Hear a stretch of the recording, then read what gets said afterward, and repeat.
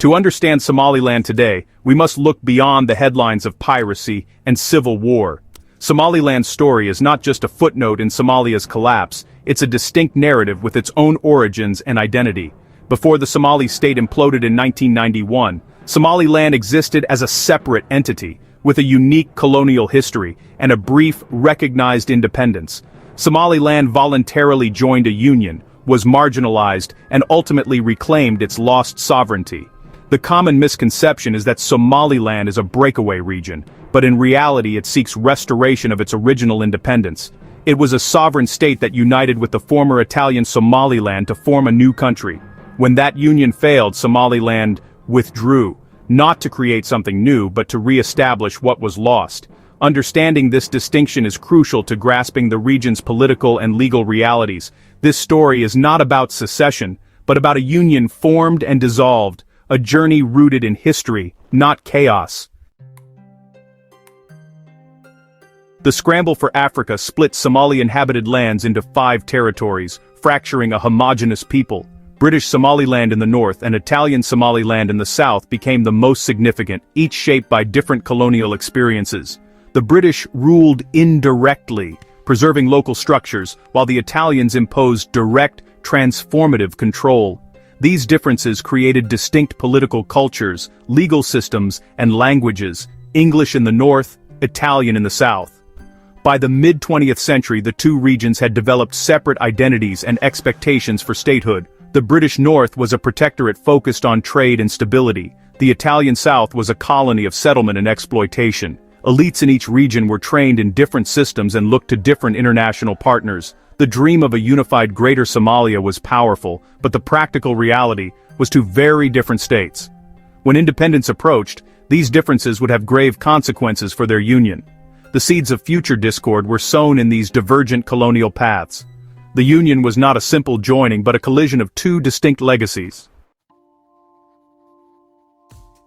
The British Somaliland Protectorate, established in the 1880s, was governed with minimal interference. Britain's main interest was strategic. The port of Berbera supplied Aden, not economic exploitation. Indirect rule left clan elders in charge, preserving traditional structures and fostering self-reliance. The British presence was light, with no large-scale European settlement. A hybrid legal system emerged, British common law alongside Somali customary law, shaping a unique political culture.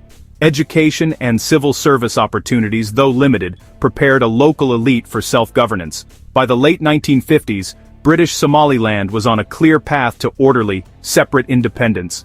It had defined borders, its own capital in Hargeisa, and a political class ready to lead. In every sense, it was a proto-state, distinct from the South's colonial experience.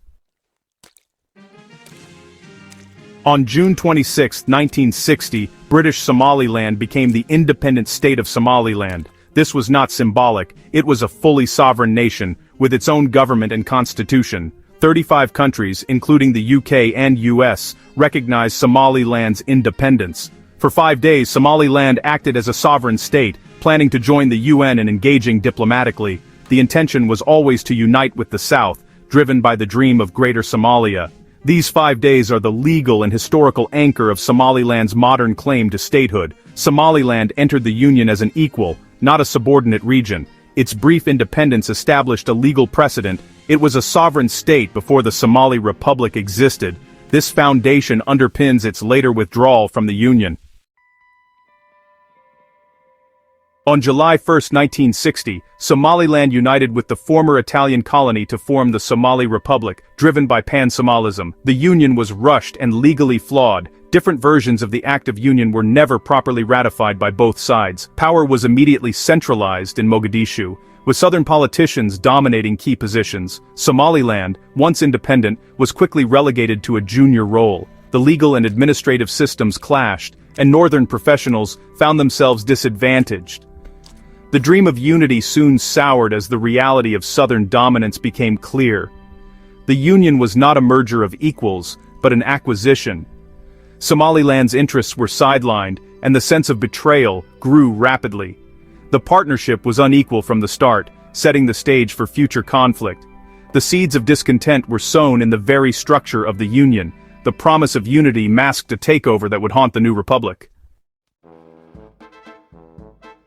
After the Union, Mogadishu consolidated power, sidelining the north in every sphere. Economic resources and development projects flowed south, leaving Somaliland's economy to stagnate. The port of Berbera declined as Mogadishu became the focus of investment. Northern political elites were marginalized, with minimal representation in the national government. Key decisions were made without meaningful input from Somaliland's leaders. The North's English-educated professionals struggled in a system dominated by Italian language and law. Military integration led to clashes between British-trained northern officers and their southern counterparts. Instead of unity, the Union deepened colonial-era differences, making northerners feel like outsiders. The initial euphoria faded, replaced by a grim reality of neglect and disenfranchisement. The seeds of discontent grew as promises of equality proved hollow. In June 1961, a constitutional referendum exposed the rift between North and South. The constitution, drafted by Southerners, was overwhelmingly rejected in Somaliland. Low turnout and a strong no vote in the North signaled deep dissatisfaction with the Union. The government in Mogadishu ignored the result, combining national totals to declare the constitution passed. This disregard for Somaliland's democratic voice confirmed fears of Southern domination. The Union was revealed as a system where the North's interests would always be overruled. The ignored referendum marked the true breaking point of the Union. An attempted coup in Hargeisa soon followed, a dramatic symptom of deep grievances. The government's refusal to address these issues only widened the divide. The referendum and its aftermath were the first open acts of political separation. Somaliland's early history is the foundation of its claim to statehood, not a reaction to civil war. Its identity is rooted in a distinct colonial past, recognized independence, and the failure of a voluntary union. The Somali Republic was created in 1960 by merging two sovereign states. Somaliland was not a subordinate province. When a sovereign entity enters a union, it retains the right to withdraw if the partnership is fundamentally violated. Centralization, marginalization, and disregard for Somaliland's will were breaches of the union's spirit. Decades of misrule and violence followed, culminating in Somaliland's restoration of independence in 1991. Somaliland's claim is based on history, not chaos. A restoration, not secession. To ignore this is to misunderstand the region's true story and legitimate aspirations.